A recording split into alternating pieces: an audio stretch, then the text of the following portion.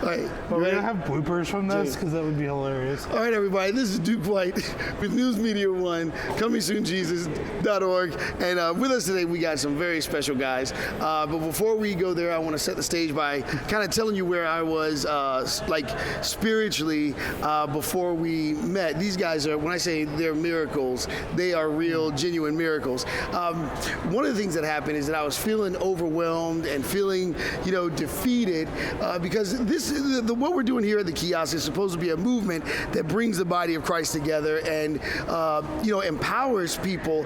And even though one miracle after was happening after another, it begins frustrating you. We were being overwhelmed financially.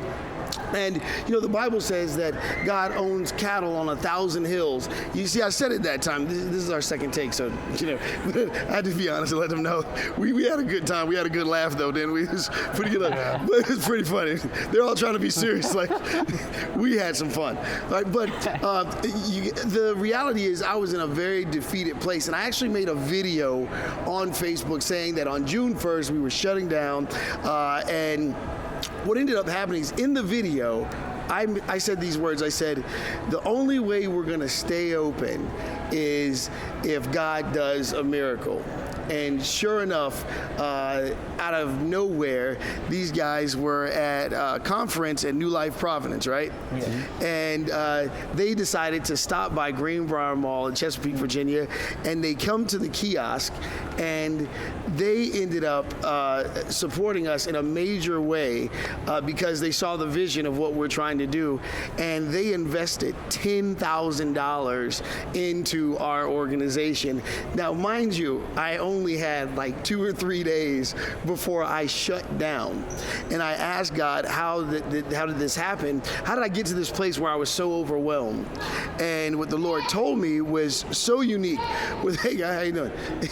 What the Lord told me was so awesome. He's told me that what happens when we get what we have faith for, what we believed for, when we get that, most of the time we will increase in knowledge, not in faith. And when that happens, when we increase in knowledge, we actually shed out of our faith into knowledge. But what we're supposed to do is increase in faith, and then God will reveal to us the knowledge that we need to operate on that level of responsibility or that level of care for what we believe for. So, in other words, if your vision is born by faith, then it's going to require faith to sustain it. So these guys were a major miracle in our company, a major miracle to our lives. It set us on fire. So first of all, we want to say thank you guys for everything that you did, and thank you guys for believing in us. No, it's fine. We're keeping that. That's staying in there because we're at the mall. This is not Hollywood. We're in the mall. People have a right to walk around. So I want to say thank you guys because what you guys did, and we had a great time. So I want to introduce everybody. This is Tyler Rebecki. That's his real name, by the way. I just had to do it. It's Rebecki. That's good. No, I said it right though. Yeah, you did. I did say it right. He told me I wasn't going to be able to say it right. The hand gesture is I know the hand is included. You, in the when you say an Italian name, you have to say it with the handshake. And then we have Mike Scheirer. Scheirer, but I said it right though, because they tried to tell me I wasn't going to say the names right. And then we got Caleb. Oh, Caleb. Okay, I got it. It's Caleb Thompson. See? That was good. See, they all told me that I was going to mess up their names, and I didn't. But I had to, the only way I could remember is to like completely exaggerate to make sure every aspect of every name. Caleb. Yeah, exactly. So, first of all, you guys were here for what conference was it? It was the Kingdom Foundation Conference through Global Awakening. Well, what is Global Awakening? So it's an organization that's based out of Mechanicsburg, Pennsylvania, and they actually have a school called the Global School of Supernatural Ministry that I currently attend. I'm going into my second year this year. Yeah, that's cool. And how did you guys all meet? I want to hear this story. I've known him for about five and a half years. We were going to the same church, and then we both left that church and then we both met up at another church. Oh, wow. And then he went off to go to ministry school in Global. And Caleb, we met at the Kingdom Foundations conference. Wow, that's amazing.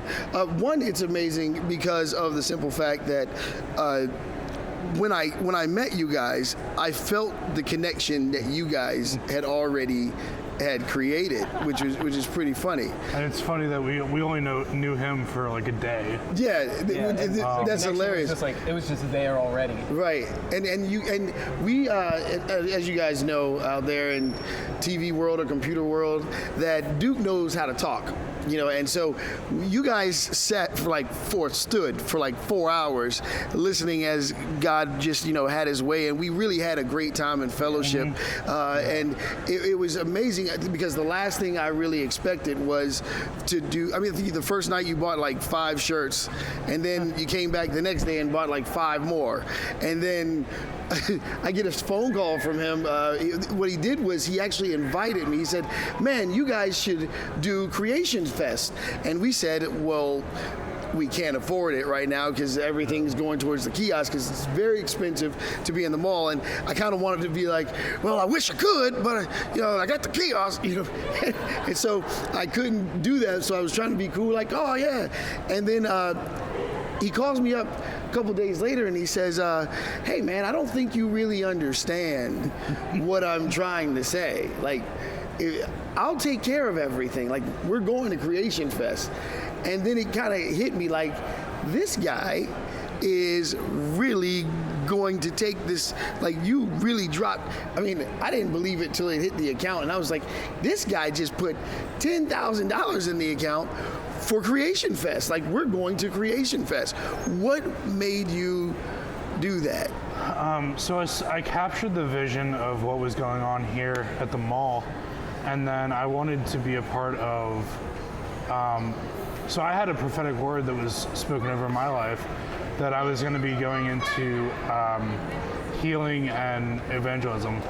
So when Duke said like a high priority for the company is straight evangelism, it was like I'm putting my prophetic word into action and combining them and raising myself money for school next year. And I've been trying to get people to get the vision for years, and you got it in one sitting, and I was just like, wow. So you guys have been to Creation Fest before, and you haven't, right? Have not. Now, what was it that, Caleb, for you, what was it that connected you to this whole, like, why were you even at the conference? Okay, my parents made me. No, I'm kidding. No, actually, this was my 4th Kingdoms Foundation conference. I really wanted to go, and so I was like, well, my parents had asked me, they're like, hey, Caleb, you want us to sign you up? I'm like, yes, please. So they signed me up, and I went. And at that time, I didn't have a job, so I was really free, and it was a great time to go. Yeah. And so I went and actually met Mike the 3rd night. Because he got a prophetic word for me, and he came up to me afterwards and he's like, hey dude, like, I just feel like this prophetic word is for you, and he just gave it to me, and then he prayed with me and my sister, and it was really cool. And you got an impartation for healing. Yes, that too. Yeah. It was a lot. And now, your parents are missionaries, right? Part-time. Okay, so what is that like? Well, they're part-time missionaries, so they're not really gone from the family like months at a time. They'll go like, maybe once or twice a year, like for a couple weeks at a time. And so it's not like a huge commitment like a military family. Right. But it is really cool to hear the stories of what God's doing around the world, Yeah. Dude, he's so positive. Like, it's like, dude, that's crazy. Like, you're so positive, and it makes me happy.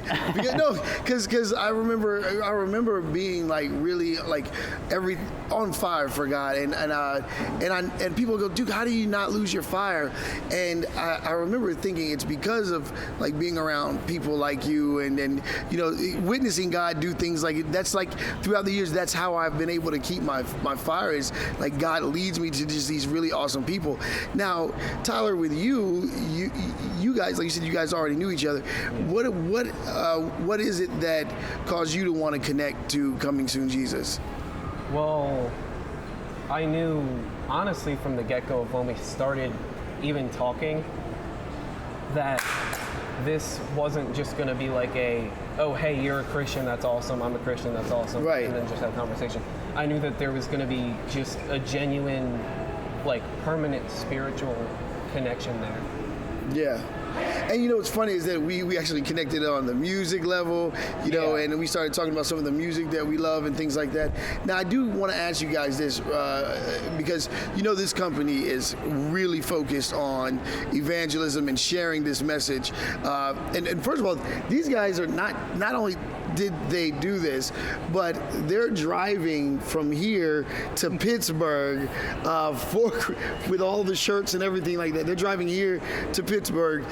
So that's going to be an amazing thing by itself. And what I'm excited the most about is that we are not just talking about Creation Fest, but we're talking about doing mini festivals that you guys want to hit the road. Yeah. Why are you not afraid? Why be so bold? Like, what is that thing that's pushing you guys to do this? Fear and faith can't be in the same area. Right. They can't occupy the same space. So where faith is, fear can't be. Because it says that perfect love casts out fear.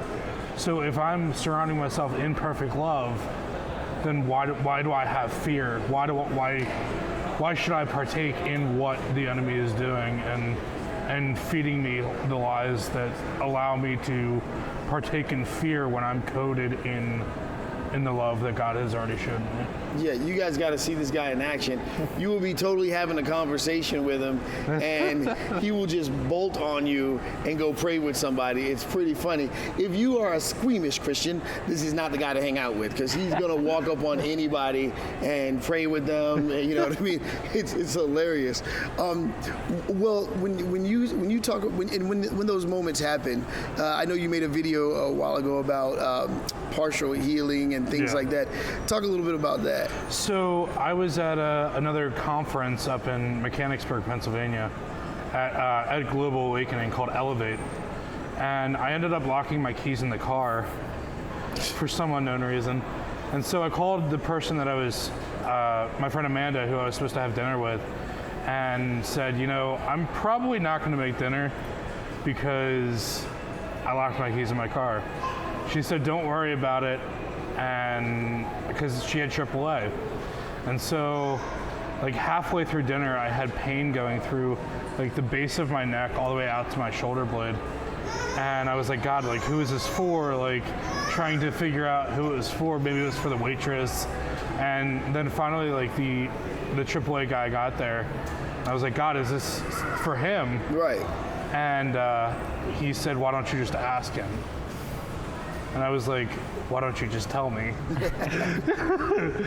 And so I ended up asking him if I could pray for him after he popped my lock. And he said, yeah, sure. I said, do you happen to have any physical pain in your body? He said, yeah. And I was like, does it happen to be from the base of your neck all the way out to your shoulder blade? And he was like, yeah. Pulled up his sleeve, and there was a scar all the way out from the center of his neck all the way, like the base of his neck all the way out to his shoulder blade.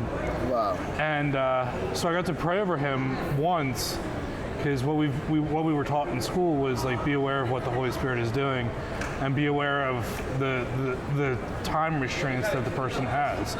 So I knew he had another job, so I just moved on, like, with my night. And so I went over and I was talking to my friends in the parking lot, and probably not even 5 minutes later, the tow truck comes back in the parking lot, and he's like, what did you do?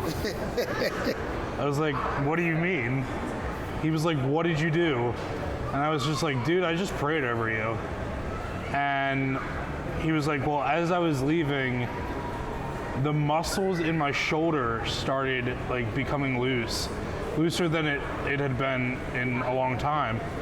And I was like just geeking out in the Holy Spirit, because like it was just something that I had been pursuing, like full healings, but mainly like they've been kind of like Yeah. things that you couldn't really tell. And you know what's crazy is that he was talking about how well, he was getting ready to accept that maybe God just, accepts, partial healings and things like that. It's like, I tell people all the time, let God be God. Our job is to believe fully, and you realize that real quick. Yeah. So as I was walking over to meet my friends, I was like, God, I don't want you to just partially heal him. Like I want to see a full healing happen in that guy's life. And so when he came back, like I wasn't expecting anything. I was like, he probably just needs Amanda's information for AAA or whatever.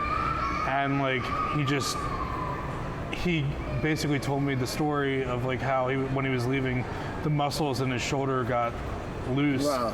And he was like, so we just said like, that's how much God loves you and cares for you.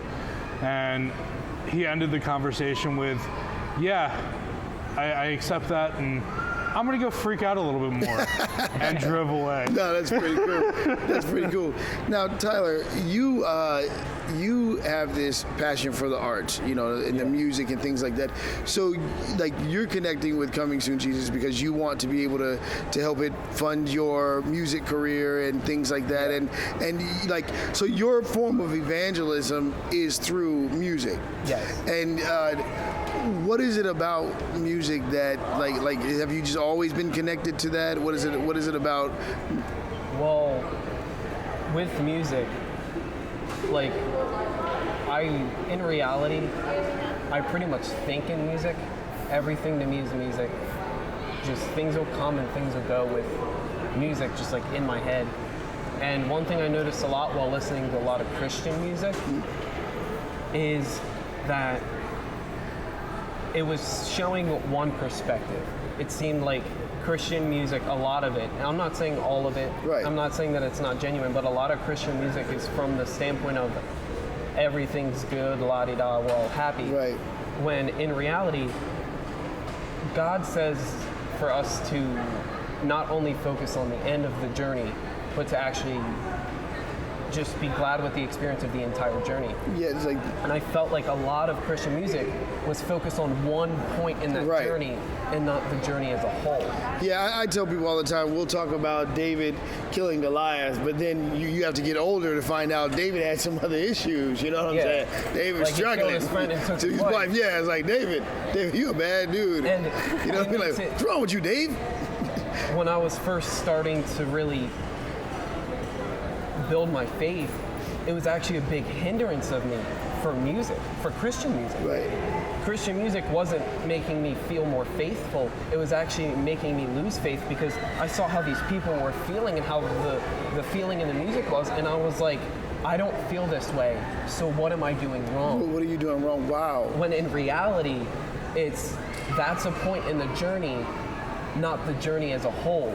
So my music, when I write music, I want to write music that focuses on the journey as a whole, each point in the journey, so that there won't be a time that people need a song and they listen to a song and they think, why do I feel this way?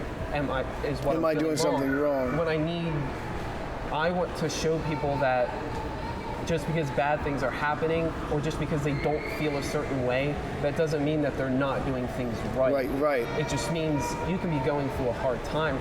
I want to show them that there is that darkness that's inside of the tunnel. There is that darkness that is in the journey. That's a real thing. I don't want to cover that up. I want to show people that. And I want to show them that there is that light at the end of the tunnel, the ultimate resolve being. Because, and that's the thing about being a conscious being is that, we have this ugliness inside of us, and that is what God is dealing with, and that is what God, and so we can actually help people. And I think one of the reasons that people distance themselves from believers is because we all sell that idea that, we're so together now. Now that we love Christ, we're so together, and then we forget about that ugliness that's there, and God's trying to really not bring that ugliness out to tell everyone, hey, how bad we are, but really God is saying, hey, we're replacing this darkness with light. It's transparency. It's transparency. People from the outside look in, and if we act a certain way, we should be turning away from sin, but we can't turn a blind eye to sin. Yeah. It is there. Right. And it's not just like sin, it's just like feelings, and there is like bad stuff that happens, hard times that we go through. And people turn a blind eye to it, and people see Christians that way, that like... And then it also causes us to become like really like hard on ourselves when we do mess up, when we do make mistakes, and then we're like, oh God, because sometimes we'll believe our own act. Now, Caleb, let me ask you this: like, where is this playing a role in your future? Like, where do you see yourself like in 5 years? Med school, lawyer? What do you missionary? What's your plan? So what's your question? Is it how does CSJ mold with my plan, or is I love this guy. No, but yeah, where do you see yourself? I'm just asking about you, really. Okay. Yeah, where do you see yourself? Yeah, honestly, for the next 3 years, because my parents want me to get a degree, so I kind of got to do that, be respectful, be honorable. I love it. I hope my son is watching this. So I'm gonna go to school, finish my degree. It might be accounting, something like that, because hey, as long as there's money and numbers out there, people need accountants. Right. So I might do that, and then after that, I'm not exactly sure. I might go into ministry school. Definitely got to pray and seek the Lord about that. Yeah, yeah. And so you have like, what is your relationship with God like? Like, how did you like decide that God is real? How did you become a believer?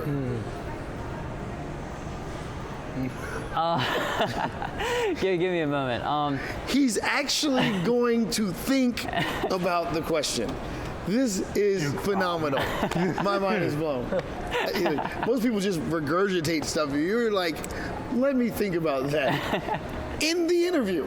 I love it.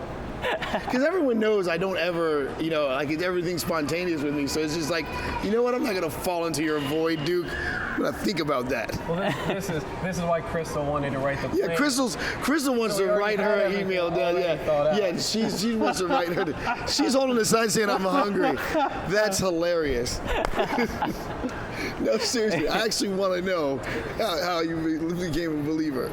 Yeah, so I guess you could say it all kind of started when I was like 5 years old. I was in my room. I don't remember exactly what I was doing, whether I was praying or just hanging out or what. But I was in my room, and all of a sudden, like, this conviction came over me. And like, my parents have been part-time missionaries before I was born. And I've been raised in the church my entire life. And so I'm like familiar with the atmosphere. I'm familiar with the church and what it's about. But right at about 5 years old, I just like got this conviction about like eternity. And I was like, I don't want to go to hell, like, to be real. And I'm not like, preaching fire and brimstone, but like I got this conviction in my soul where it's like, I got to make sure I got this thing right. As I ran down to my mom, who's doing the dishes at the time, and I was like, I gotta be straight with God here. And so she's like, okay. And so she guided me through the prayer, which was the sinner's prayer, and that was a start on the journey. The journey is life. And so there's been pitfalls and there's been champions. It's been an awesome adventure. But I guess that is where you could say was the beginning. Yeah. Now let me ask you guys this question. Like, all three of you have to answer this question because I want to. How do you guys feel when like older people say things like this generation doesn't care about God and this generation is so lost? When you guys are very much a part of this generation, like, how does that make you feel when the older generation like just dismisses millennials? Well, a lot of generation, I forget who said this quote, but they said every generation thinks that they're smarter than the generation beforehand and wiser than the next generation. And I think that a big problem that we have is that... y'all hear that crying baby? I'm telling you, if it was my mama and this baby and I was acting like that in the mall, I'd be quiet for another reason. You know why? She would knock me out. That's why. I just had to let that be known. Go ahead. Is one big problem that we have in the bride is that the generations, there's that generational gap when the old people he called them old people.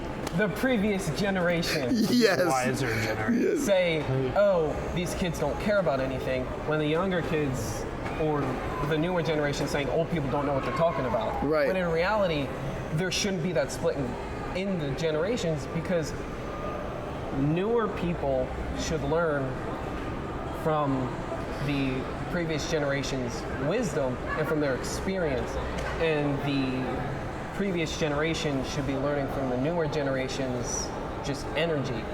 And the fact that there are both that believe in God and there are both that don't.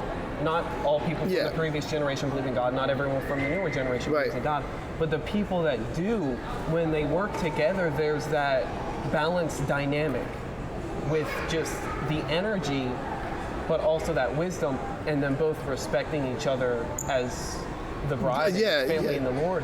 That creates a big, huge dynamic to affect people from the previous generation and people from the newer generation. Yeah. And not only that, but that causes unification. If we're both working together on the same page, it causes unification of the body. Yeah. And I think what is missing from our generation is we're thinking that we can do this stuff on our own. We don't need the older generation. We speak truth here. We speak truth. Yeah. Wisdom and guidance. We can do this on our own. So we kind of have formed our own mentality where we separate ourselves and create our own island. And that's not what is meant to happen. It's supposed to be a unification of the two. And I think that a big thing that's missing in our churches is mentorship. I'm not saying that I have a mentor right now, but a push that my church has right now is mentorship and getting that the older generation with the millennials and forming like that relationship with each other in order to build a greater foundation on what each generation already knows. Cute. I'm gonna think about it. Two people to think about it. Now, Okay. go ahead. So your question was, how does this make you feel, right? Right. So I would say it makes me want to laugh when I hear that, because it's just such a funny thing to say. Like, God's not doing anything in this generation. It's I don't know. I think it's a funny statement to say, because to say that He's not doing anything anywhere is just, it doesn't make any sense. It doesn't make any sense. He doesn't not do anything anywhere. I love his response. All right, listen, one of the reasons why I asked that question is because, I've been doing this for almost 20 years now, well over 15 years, but, it's amazing that I remember when the older generation was saying, because I was like in my 20s, when the older generation was saying that this generation is lost, this generation doesn't care. Now I'm in the older generation, but I get to say, no, these guys really are on fire. They're ready to do the work.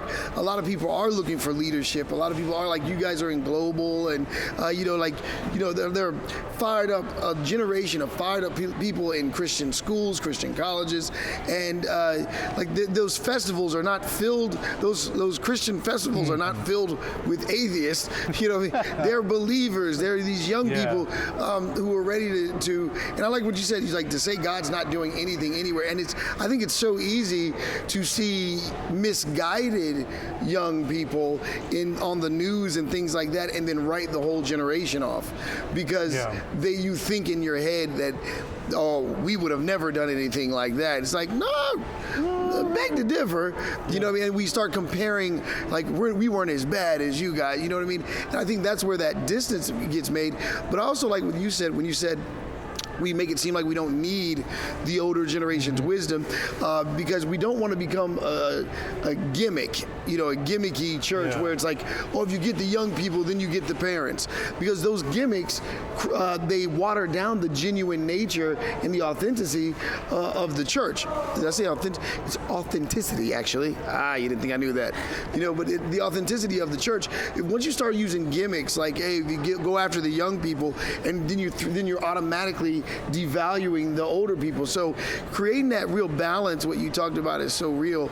Well, and I think that there's a difference between like growing up in the church and having that foundation from day one. Yeah.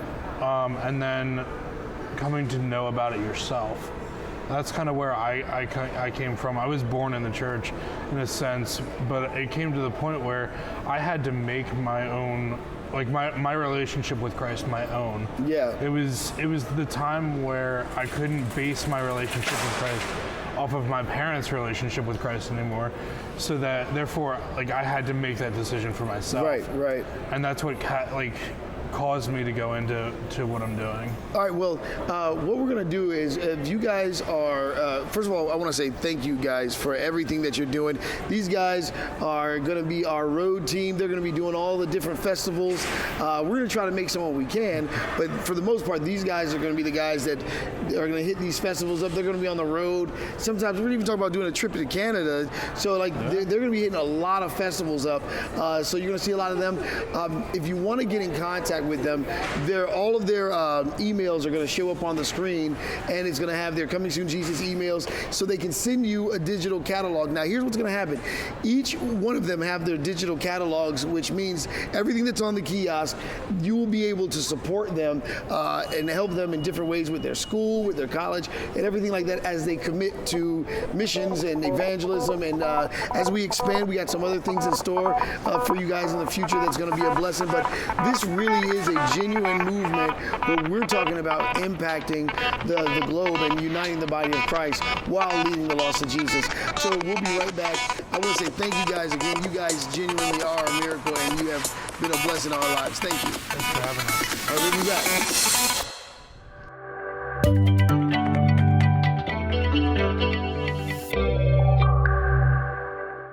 And hello, everybody. This is Duke White with News Media One. We are back, and we have a very special guest with us today. We have Bishop Jonathan Manis here. Thank you for being here. Thank you. Thank you. This is an amazing blessing to have you here, mainly because we have to actually have a serious conversation. Not that our conversations are not normally serious, but this is a unique twist to it, because we're actually going to be talking about the importance of the church being aware of cybersecurity.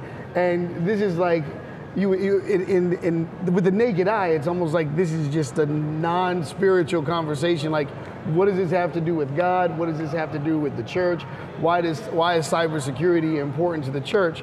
And there's no one more better qualified than you, because you are in cybersecurity. Right. And so not only are you a spiritual protector and shepherd, but you are also helping people protect themselves financially and with their identity.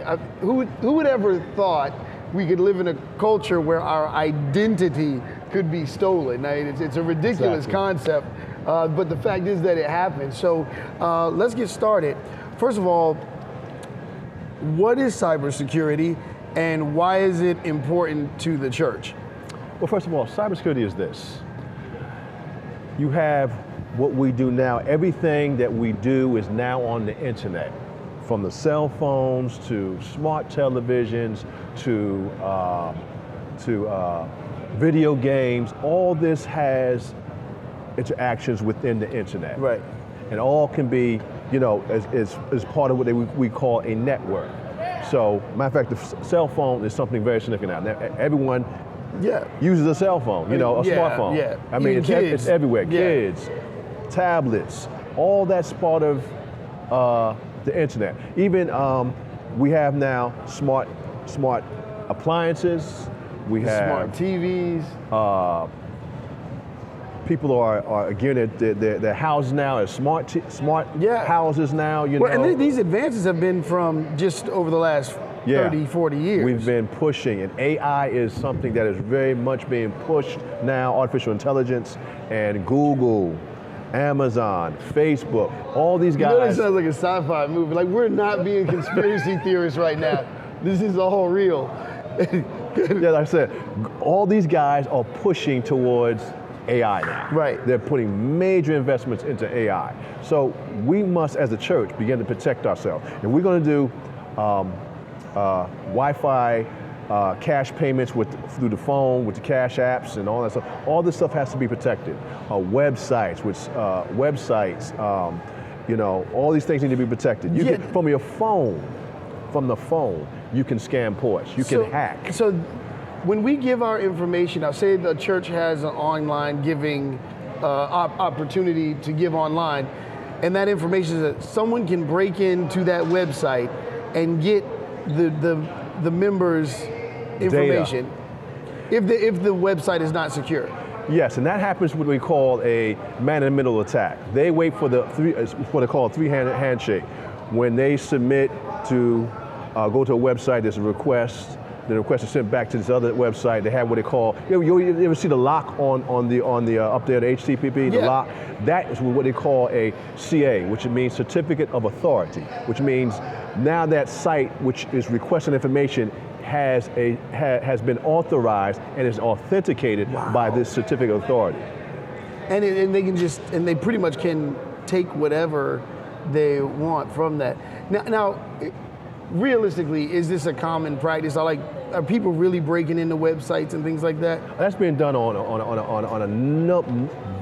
various levels. I mean, people are making what they call ghost sites. Wow. Say like Amazon has a site. Also, someone makes a ghost site there, and you go in there thinking you're going to the authentic Amazon site, and that's a ghost site. And they turn around, all the information is being extracted from that ghost site. Wow. You know, this is how these guys do. They take something very simple, do a recon, and the first thing they want to look at is how to get your email information. This is why email information going from person to person should be encrypted. It's a layer of protection. You're never going to stop them totally, but to minimize the risk, that's my job. Right. So so the relevancy to the church really is that a hacker can come to your church, use the phone to get into the Wi-Fi, and literally get all the information from the church. Right. Like even the people who were given online. Yeah. And so this is for websites and everything. This is for websites. This is for the card readers that they do, and everything. Like for my phone here, I'm going to just show this briefly. This is my Android phone. This is my Galaxy 8S Plus. This is what it's called a Terminix terminal. And from here, you can give commands to attack, to scan ports. Find out what it was. I'm not even doing it right now. I don't want to. No, not doing that. But I'm saying you're looking up open ports right now. Open ports. That's the first step that a hacker does. Recon. Let me see what port is open. Let me see what vulnerability. Let me see what is vulnerable. And the same thing you do with websites. Websites, you look at which website, what are the vulnerabilities within that website, and how can I exploit those vulnerabilities? Y'all gotta know, y'all know I'm gonna flip this spiritual real quick. Because we talked earlier, and I said, this is exactly what demonic warfare looks like. I actually said that, because the more he was talking about portals, and the more he began to talk about how you have to protect yourself from this, I started thinking, oh my God, there are people walking around looking for our vulnerabilities and parts of our responsibility that we're neglecting. And when they see this open port, when they see a part of us that is available and open, they are prepared to attack. We can't say that, truthfully, it is our responsibility to protect ourselves. Right. Because that's what they're going to tell us, right? That's right. So when we get our credit manipulated, or when someone goes into the bank and steals everything, they're going to flip it on us and say it's your responsibility to protect yourself. Right. To show you one instance. Remember with the Equifax breach? Right. And all of a sudden they said, oh, we'll go to this particular site and see if it's to freeze your credit, and it was a ghost site. Wow. People still were being breached. So what they were doing was they created a ghost site and manipulated what the paranoia that they created within Equifax. So now the people are going to the site, wanting to see what's going on with their credit, and boom, now you're giving up more information. You're giving up more information. So I wanted to have this interview really to sound the alarm to the church and warn the body of Christ. Like, make sure that you're doing everything. And pastors, I'm a pastor. Look, I'm not throwing nobody under the bus. I love you guys. But I want to talk to your congregations right now and tell you, make sure your pastors are doing what they're supposed to be doing and that their websites are secure. There's no point in having an awesome website that is unsecure, that's not secure, that anyone can hack into and put your family at risk. So, you know, take time before you do your online giving. Take time and ask your pastors, is the website secure? Is, you know, have they done, like the same way they'll make sure the building is built, they need to make sure that their digital church is being taken care of. It is highly important. People's information can get stolen. Let's not wait till something terrible happens before we respond as the church. Right. You know, now, I do have a question about, you know, like, what if a church wants to do a seminar with you or have you come out and talk to them more in depth about cybersecurity and like what they can do? Because I don't want to sit here and just tell you to do it and then you not know what to do. I want you to be able to use Bishop Menace as a resource, yes. Someone that can help you. He's willing to walk you through it. If you're a pastor and you're saying, hey, I want to make sure that I have cybersecurity, I want to make sure my church, my people are protected, how do they get in contact with you? Well, you can get in contact with me a couple of ways. One, you hit me on Facebook also. Two, I will leave my cell number, which is 973-393-1136. I'm going to use my Yahoo account. My Yahoo account, which means Judah in the Hebrew, is Y is in yellow, A is in apple, H is in Henry, U is in unicorn, D is in David, A is in apple again, H is in horse, 66 at yahoo.com. Contact me there, and we will begin to correspond and set up whatever meeting we need to set up for, and I will come out and begin to speak to your congregation and look at your system myself and see what we can do. I'm going to be, one of the things I want to do, I want to start helping people really secure their systems. I want to say this and make this very clear. You're never going to totally stop a hacker, but you can minimize the risks. And pastors, bishops, apostles, let me say this to you and make this real clear. On your end, under the PCI DSS, which is the payment card industry standard and everything, you are responsible for the data that you store as far as people's information upon them giving credit card payments or debit card payments to give offerings, whatever that they do. You're responsible for that information, how it is stored. You must store that information appropriately. And I'm gonna also make another statement. When you're doing emails with inner office emails and everything, it is better to have an encryption process going on, because that is a layer of protection upon you. This is how hackers, this is how we get your information, through your email. We can sit there and scan and get your email and passwords and Wi-Fi passwords. We get it through your email. So encryption is the best process. Not saying that encryption can't be broken, but it's a layer of protection. Remember, you're never going to stop a hacker 100%. Now, I do have a question about that, like, are you supposed to just log on to open Wi-Fi's and things like that? Like, what's the best way? What's the most secure way? Because I know when sometimes you're searching for. Oh, and real quick, he said something earlier. I don't want to forget this. He told me that when someone calls you and you don't recognize that phone number, if it is a scammer, when you answer the phone, if you're using a cell phone and you answer the phone, they've already got your information. Yes. The phone number is your information. Because the cell phones send out an IP address. Yep. So cell phone devices like this have MAC addresses. They have IP addresses. So immediately it transmits data. Anything that transmits data, even if you have a let's go to the medical field. If you have a pump that is a insulin pump, you know that I can increase the insulin and kill somebody. Hack that. Wow. That is a device that transmits data.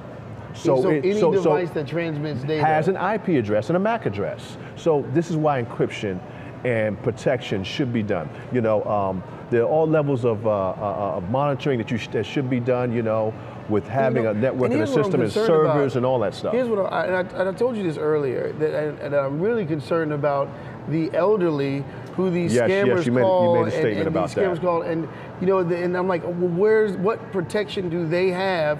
Because we're dealing with people living on fixed income, Yes, Social Security, yes, and things like yes, that. And then yes. when someone calls and they tell them you owe money to the IRS or we're taking it, you know what I mean, or some type of scam, how do they protect themselves?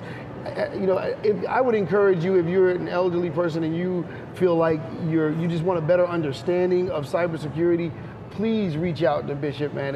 He's really trying to help the church deal with this. He's trying to help the body of Christ deal with this before this attack happens. So I definitely want to encourage you. But what do you say to those elderly? Because do they go back to school? I mean, how do they? No. But before I answer that question, Okay. let me answer this question about within the congregation while church is going on, and say you have cash apps, and instead of going up to the card reader, they say, well, go to this cash app and pay your tithes and offering. One thing you should do before you do anything as far as surfing on your phone, have what they call a VPN, a virtual private network. It helps you to filter certain traffic. You have some other stuff that's called Orfox and Orbot that you can put on Android phones and Apple phones, but you must use a VPN. VPNs help as a layer of protection. Besides having, just like this is a computer. It's like you got to have antivirus and all that stuff and Right. on your phone. So now going to the question that you asked me about the elderly. The elderly, we need to educate them. We need to protect them.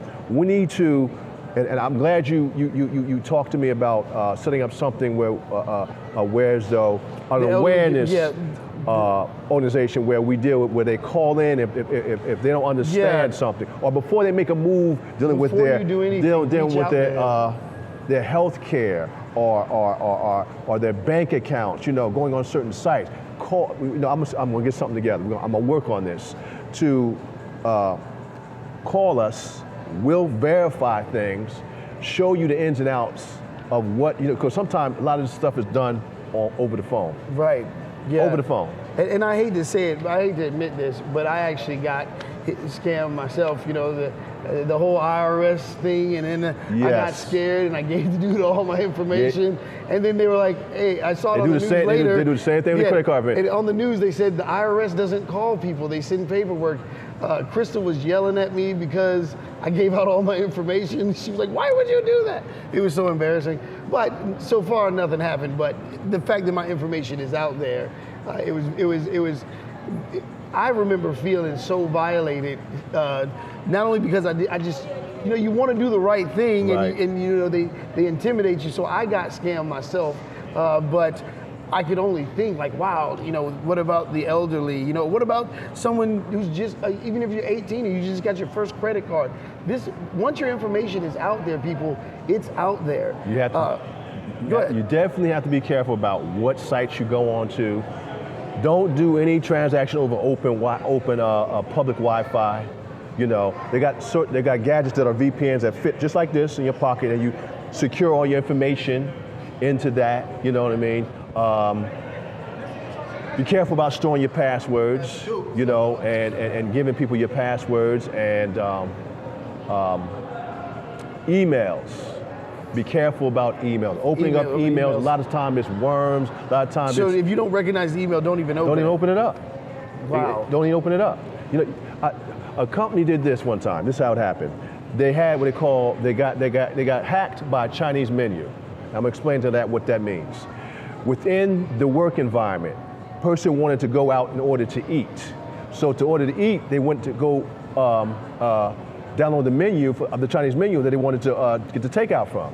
Lo and behold, within that Chinese menu, because they didn't have the protection within their network, that menu was embedded with malware. Wow. And the worm was a Trojan. So it came into the network at the job, and boom, they were in the network. They were in the network. Listen, pastors, we need to be prepared. We need to protect our people, and we need to protect our churches. If we want people to continue giving online, if we want people to continue supporting, we have to do what we have to do and be responsible. So let's take it up to the next level. This is Bishop Jonathan.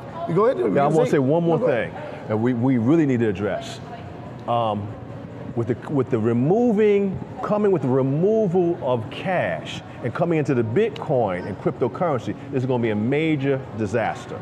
Going to be major hacking going on. It's already started happening. So we need to really get ahead of this thing because and start educating ourselves, seeing how we can minimize the assault that these guys are doing upon you guys us. To heed this warning, heed this prophetic warning. Like, protect your finances, protect your digital identity. Make sure your information is not all over the place. Yes. Use this resource. God has sent us somebody who has an understanding of. How many years did you do? Well, you got your degree. I have my bachelor's in cybersecurity. I'm finishing my master's this August in information security. Yeah, so like, come on, guys. This is what I do. This is what he does. And I know that God has put me in this field to be a blessing and to alert people and to teach so that what is it? The people perish because of lack of knowledge. So people perish. God has blessed us with somebody who is qualified to help us out. Use him. His information is going to be right here where you can see it. It's Bishop Jonathan Manis, and you'll be able to get his information. His email information is right here. His phone number is right here. So contact him before you do anything, just contact him, connect with him, and he'll help you out. God bless you.